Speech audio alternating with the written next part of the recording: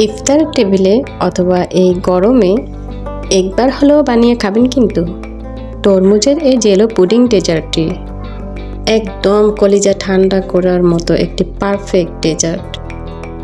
Hello viewers, আসসালামু আলাইকুম। Families কিচেনের পক্ষ থেকে আপনাদের সবাইকে ওয়েলকাম জানাচ্ছি। আমি এখানে তরমুজ নিয়েছি, দেখতেই পাচ্ছেন কতটুকু তরমুজ নিয়েছি আমি। আর এই ভরপুর তরমুজের সিজনে যদি এই ডেজার্টটি একবার তৈরি না করেন তাহলে সারা জীবন মিস করবেন। তো আমি তরমুজগুলোকে ছোট ছোট করে কেটে নিয়েছি। এখন আমি এগুলাকে একটি ব্লেন্ডারের জারে নিয়ে নেব।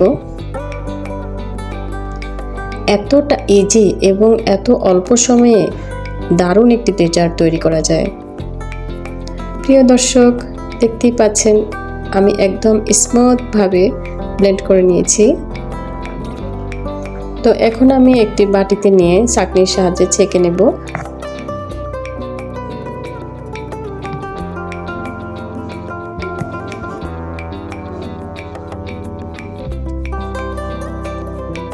একটি চামচের সাহায্যে এভাবে নাড়াচাড়া দিলে একদম সুন্দরভাবে নিচে পড়ে যাবে তরমুজের রসটা।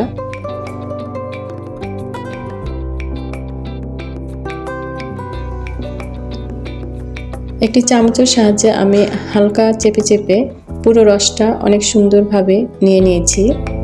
আর এই রসটাই আমি এখন ডেজার্ট তৈরি করব। তো বন্ধুরা, দেখতেই পাচ্ছেন কিভাবে তরমুজের রসটা নিয়ে নিলাম।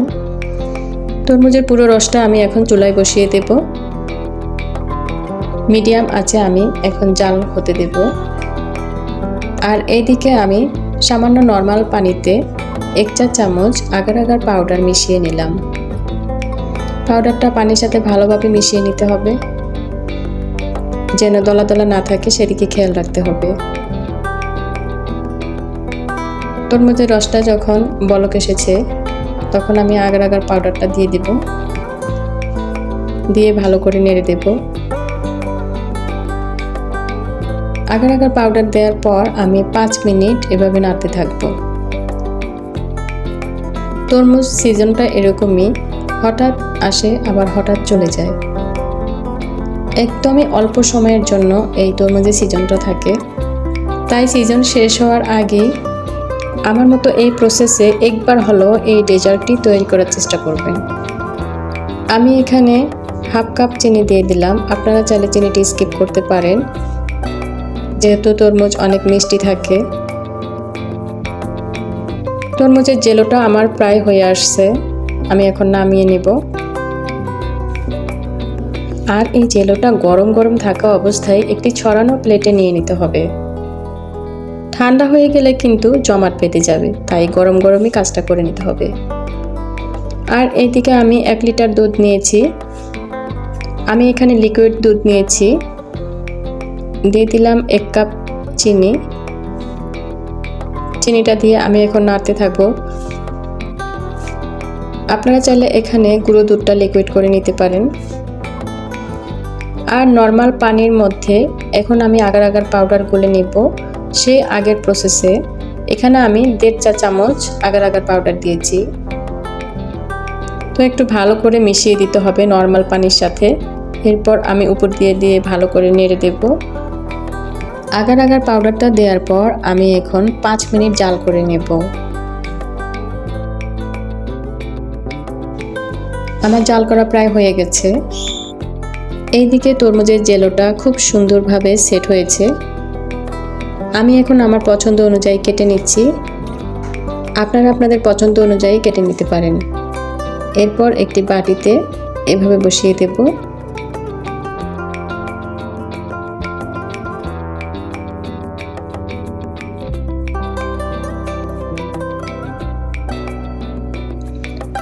বাকি অবশিষ্ট জেলোগুলো আমি ছোট ছোট করে কেটে রাখবো।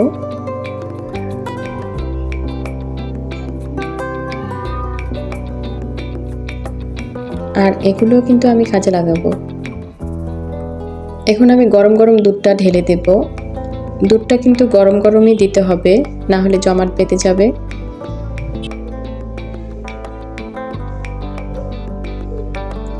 এখন কেটে রাখা অবশিষ্ট অংশগুলো আমি উপর দিয়ে ছড়িয়ে দিচ্ছি। ভিডিওটি ভালো লাগলে প্লিজ একটা লাইক দিয়ে দিবেন, আর ভিডিও রিলেটেড আপনার মূল্যবান মতামত কমেন্ট সেকশনে জানাবেন। তো এখনই কিন্তু আমার কাজ শেষ হয়নি, আমার আরও একটু কাজ বাকি আছে।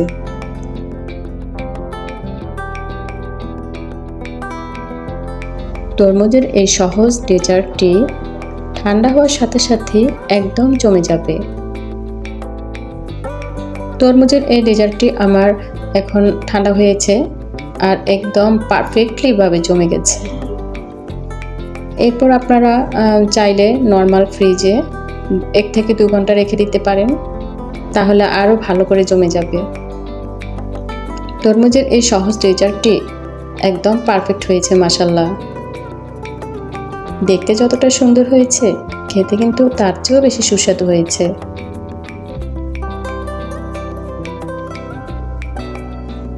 আমার মতো আপনারাও এভাবে বাসায় ট্রাই করবেন, আশা করি ইনশাল্লাহ অনেক ভালো লাগবে। আমি একটু কেটে দেখাচ্ছি আপনাদের কতটা সুন্দরভাবে এটা সেট হয়েছে।